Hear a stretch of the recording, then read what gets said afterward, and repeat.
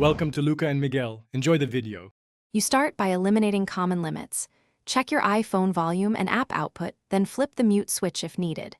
Make sure Beat Studio Pro firmware and iOS are updated. This prevents software-imposed caps. Disable any iPhone EQ presets so you get a neutral baseline.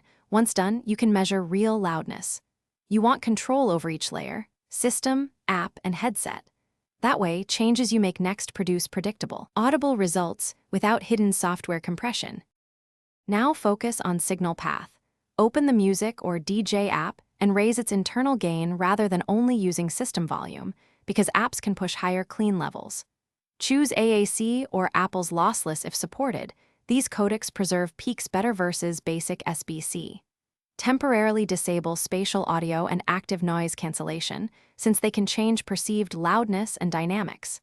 Make incremental increases, listen for clipping, and back off before you hear distortion. This preserves clarity. Finish by shaping dynamics.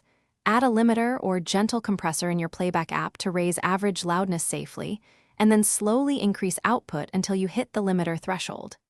If you hear distortion, drop the gain by about 2 to 4 decibels and reevaluate. That protects drivers and hearing. If you experience drops, imbalance, or weird EQ, reset the beats. Forget the device in Bluetooth and repair. This often clears connection or profile issues and restores full output.